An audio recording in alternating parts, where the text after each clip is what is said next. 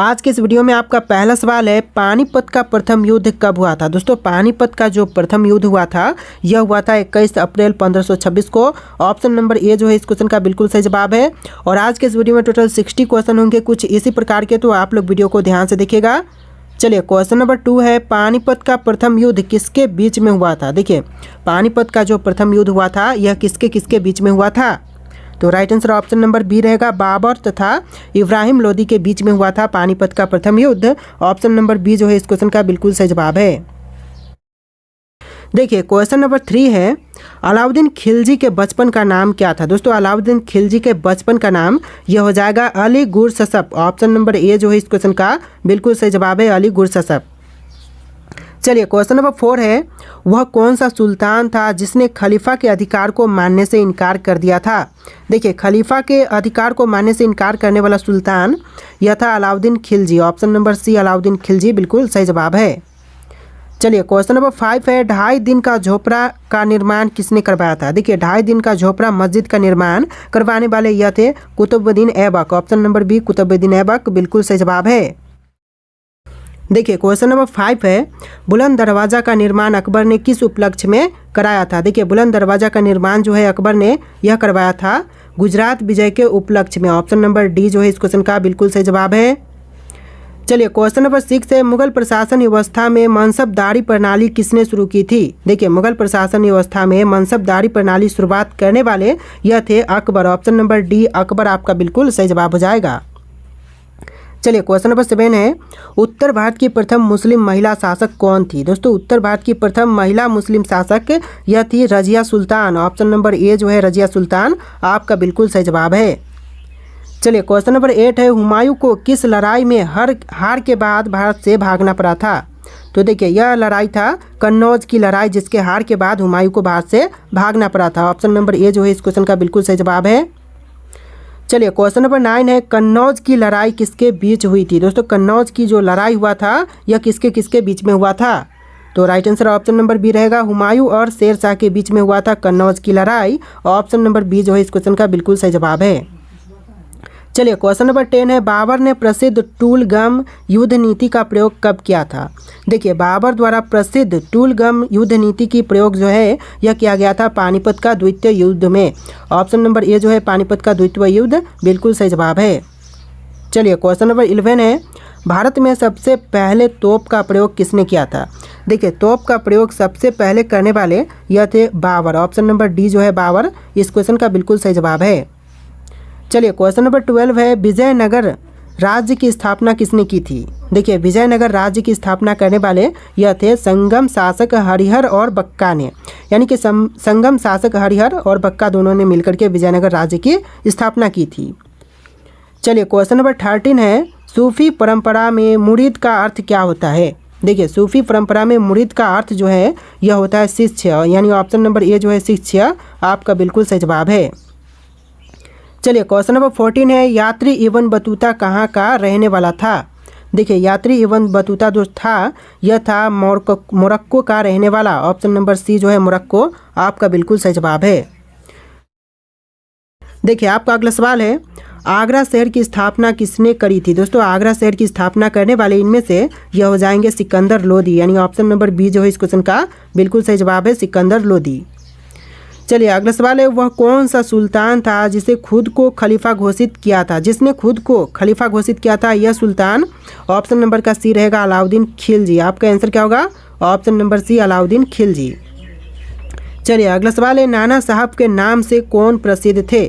देखिए नाना साहब के नाम से प्रसिद्ध थे Balaji Bajirao. Option number A जो है इस क्वेश्चन का बिल्कुल सही जवाब है, बालाजी बाजीराव। चलिए क्वेश्चन नंबर 18 है, भारत में ग्रांड ट्रक रोड का निर्माण किसने करवाया था। देखिए भारत में ग्रांड ट्रक रोड का निर्माण करवाने वाले यह थे Shershah Suri. Option number C Shershah Suri बिल्कुल सही जवाब है। चलिए अगला सवाल है, जहांगीर का अर्थ क्या होता है। जहांगीर का अर्थ यह हो जाएगा विश्व विजेता। ऑप्शन नंबर बी जो है इस क्वेश्चन का बिल्कुल सही जवाब है, विश्व विजेता। चलिए क्वेश्चन नंबर 20 है, विजयनगर साम्राज्य का प्रथम शासक कौन था जिसने पुर्तगालियों के साथ संधि की थी।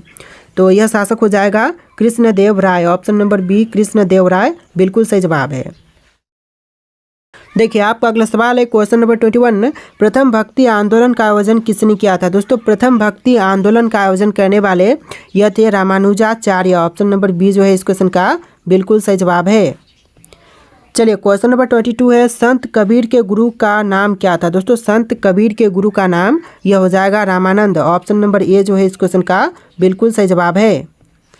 चलिए क्वेश्चन नंबर 23 है, किस शासक ने गुलरुखी उपनाम से फारसी में कविताओं की रचना की थी। तो इसका आंसर ऑप्शन नंबर का बी रहेगा, सिकंदर लोदी ने किया था। ऑप्शन नंबर बी आपका बिल्कुल सही जवाब है। चलिए क्वेश्चन नंबर 24 है, किस सुल्तान को इतिहासकारों ने विरोधाभासों मिश्रण कहा था। दोस्तों इतिहासकारों ने विरोधाभासों मिश्रण यह कहा था मोहम्मद बिन तुगलक को। ऑप्शन नंबर ए जो है इस क्वेश्चन का बिल्कुल सही जवाब है। चलिए क्वेश्चन नंबर 25 है, सबसे अधिक मंगोल आक्रमण किसके शासनकाल में हुए थे। दोस्तों सबसे अधिक मंगोल आक्रमण जो हुआ था यह हुआ था अलाउद्दीन खिलजी के शासनकाल में। ऑप्शन नंबर बी जो है अलाउद्दीन खिलजी इस क्वेश्चन का बिल्कुल सही जवाब है।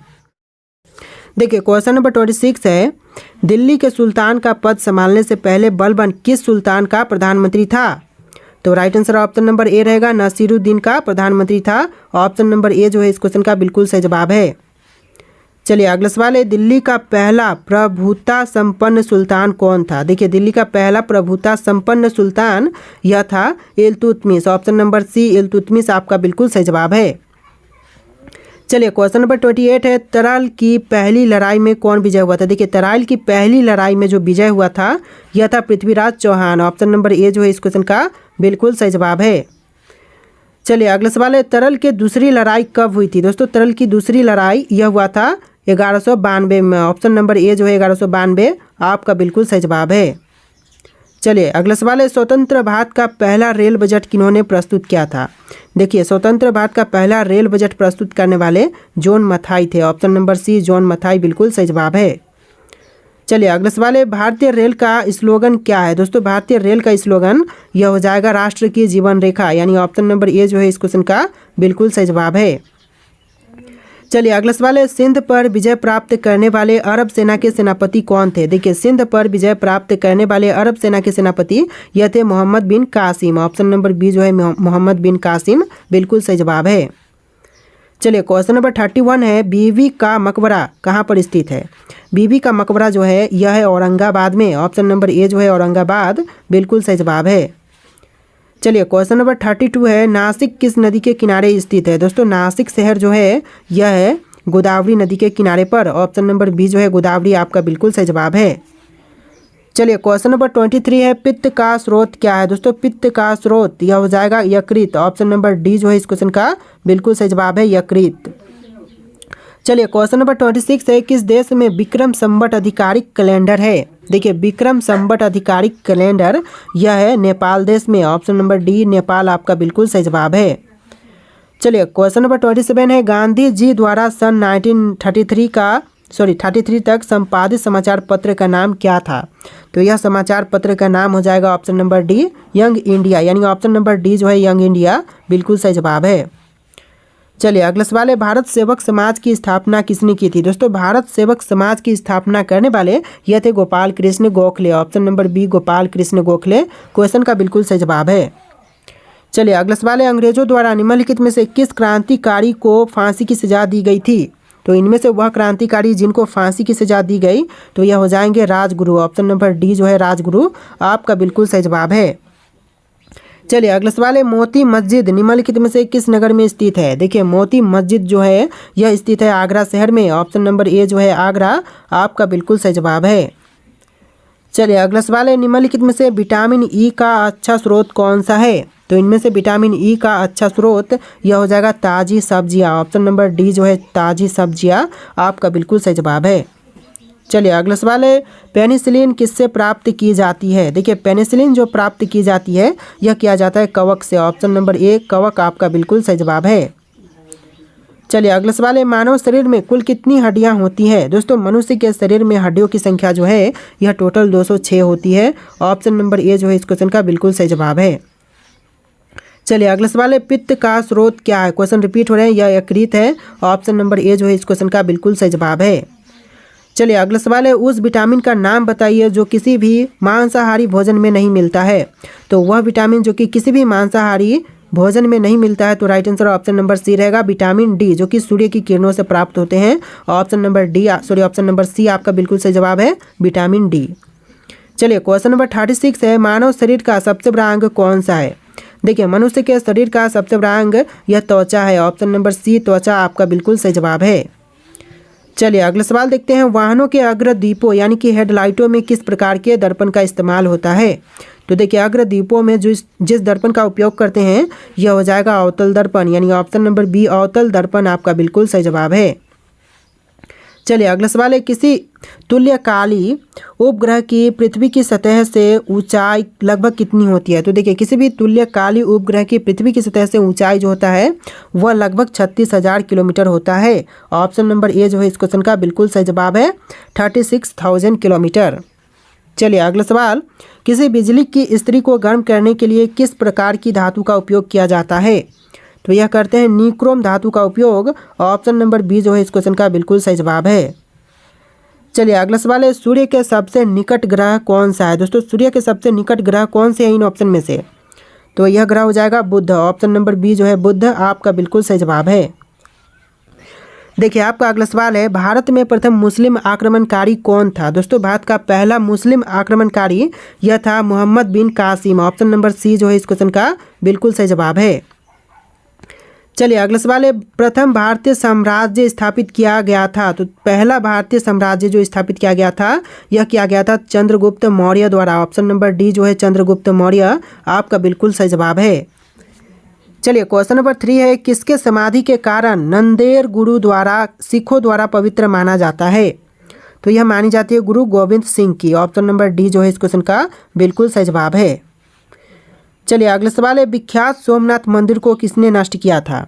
देखिए विख्यात सोमनाथ मंदिर को नष्ट करने वाले यह थे सुल्तान महमूद। ऑप्शन नंबर बी सुल्तान महमूद बिल्कुल सही जवाब है। चलिए अगला सवाल है, इनमें से कौन सा सबसे पुराना स्मारक है। देखिए इनमें से सबसे पुरानी स्मारक यह हो जाएगा अजंता गुफाएं। ऑप्शन नंबर सी अजंता गुफाएं आपका बिल्कुल सही जवाब है। चलिए क्वेश्चन नंबर 6 है, सिंधु घाटी सभ्यता के लोग पूजा करते थे तो किन की। तो सिंधु घाटी सभ्यता के लोग जो हैं वह पूजा करते थे पशुपति की। ऑप्शन नंबर ए जो है पशुपति आपका बिल्कुल सही जवाब है। चलिए अगला सवाल है, त्रिपिटक धार्मिक ग्रंथ है तो किन का। तो त्रिपिटक जो धार्मिक ग्रंथ है यह है बौद्धों का। ऑप्शन नंबर डी जो है बौद्धों का आपका बिल्कुल सही जवाब है। चलिए अगला सवाल है, पानीपत की तीसरी लड़ाई कब हुई थी। देखिए पानीपत की तीसरी लड़ाई जो हुआ था लड़ाई यह हुआ था 1761 में। ऑप्शन नंबर बी 1761 बिल्कुल सही जवाब है। चलिए अगला सवाल है, मुगल साम्राज्य की नींव किस लड़ाई के बाद मानी जाती है। तो देखिए मुगल साम्राज्य की नींव जो मानते हैं यह मानी जाती है पानीपत की प्रथम लड़ाई के बाद। ऑप्शन नंबर ए जो है इस क्वेश्चन का बिल्कुल सही जवाब है।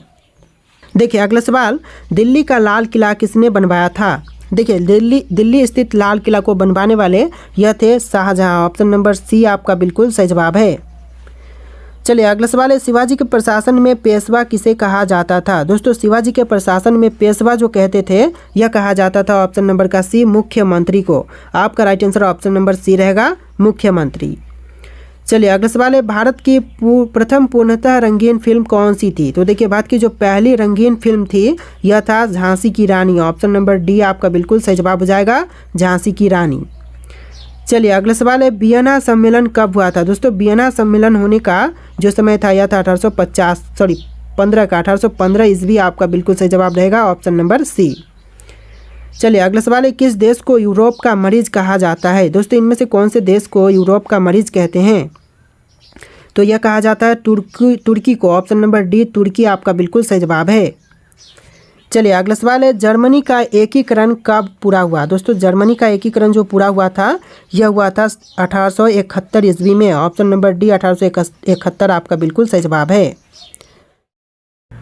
देखिए अगला सवाल है, क्वेश्चन नंबर 18, जर्मनी का एकीकरण कब पूरा हुआ। दोस्तों जर्मनी का एकीकरण जो पूरा हुआ था यह हुआ था 1871 ईस्वी में। ऑप्शन नंबर डी 1871 ईस्वी बिल्कुल सही जवाब है। चलिए अगला सवाल है, एक्ट ऑफ यूनियन किस वर्ष पारित हुआ था। दोस्तों एक्ट ऑफ यूनियन जो पारित हुआ था यह हुआ था 1707 में। ऑप्शन नंबर सी 1707 आपका बिल्कुल सही जवाब है। चलिए अगला सवाल है, बोल्शेविक क्रांति कब हुई? दोस्तों बोल्शेविक क्रांति जो हुआ था यह हुआ था 1917 में। ऑप्शन नंबर बी 1917 आपका बिल्कुल सही जवाब है। चलिए अगला सवाल है, नई आर्थिक नीति का जन्मदाता था? तो कौन था दोस्तों नई आर्थिक नीति का जन्मदाता? तो यह था लेनिन। ऑप्शन नंबर सी जो है लेनिन बिल्कुल सही जवाब है। चलिए अगला सवाल है, अप्रैल थीसिस किसने तैयार की? दोस्तों अप्रैल थीसिस तैयार करने वाला यह था Lenin. Option number C Lenin बिल्कुल सही जवाब है।